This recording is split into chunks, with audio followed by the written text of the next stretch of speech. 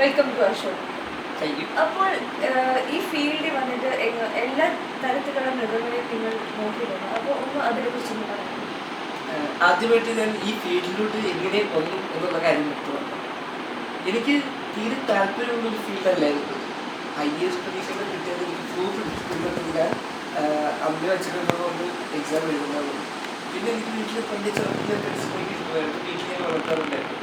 അങ്ങനെ അതിനെ ശുശ്രൂഷിച്ച് അപ്പോൾ എനിക്കൊരു ഐഡിയ തോന്നി, എന്തുകൊണ്ട് എൻ്റെ ഭാവി ജീവിതം ഈ ബിൽഡപ്പുകളിലേക്ക് വേണ്ടി ചെലവഴിക്കും.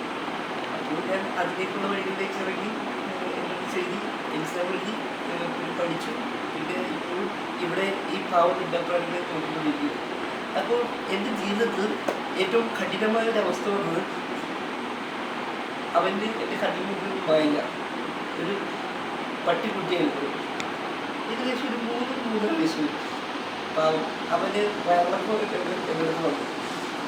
ഞാൻ അവന് ഇഞ്ചക്ഷൻ വെച്ചു, 2 മാറിയില്ല.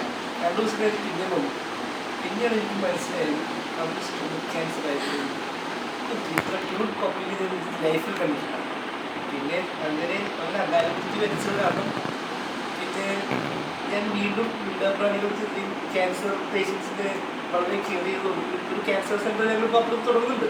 അതിൻ്റെ ഇനോഗ്രേഷനെ പറ്റി കാര്യങ്ങളൊക്കെ ആയിട്ട് ഞാൻ ബിസി ആയിരുന്നു. അതാണ് നിങ്ങൾ ഉച്ചയ്ക്ക് സമയമില്ലാതെ അതിൽ പറഞ്ഞു. ഇത്ര ബലപ്പെട്ട സമയത്ത് അതിന് പറയുന്നത് ഒരു കോളുണ്ട് ഞങ്ങൾക്ക്. ഹലോ, ഡോക്ടറോട് ചോദിക്കാം.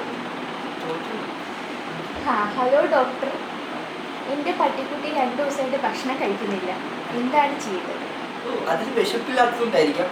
വിശപ്പുണ്ടായാലുള്ളൊരു ടോണിക് ഉണ്ട്, അത് ഞാൻ തരാം. പാത്തോമീനിയ എന്നാണ് അതിൻ്റെ പേര്. കെമിക്കൽ കോമ്പിനേഷൻ സോറി നിങ്ങൾക്ക് പറയാൻ മനസ്സിലാവില്ല. അത് ജസ്റ്റ് ഒരു മെഡിക്കൽ സ്റ്റോറിലോ പെറ്റ് ഷോപ്പിലോ പോയിട്ട് ഇതിനെക്കുറിച്ച് അന്വേഷിച്ചാൽ മതി. പാത്തോമീനിയ നോട്ട് ചെയ്തു. ഇത് 3 നേരം 3 hours വെച്ച് കൊടുക്കുക. ഓക്കെ, പട്ടിക്ക് നല്ല വിശപ്പ് വരുന്നതായിരിക്കും. പിന്നെ നല്ലോണം ഭക്ഷണം കഴിക്കുന്നത്. പിന്നെ കൂടുതലായിട്ട് കാൽഷ്യം സ്റ്റിക്സ്, കാൽഷ്യം സാൻഡോസ് ഇതൊക്കെ മൃഗങ്ങൾക്ക് കൊടുക്കുക. അപ്പോൾ അത് കൂടുതൽ വലിപ്പം കൊടുക്കും.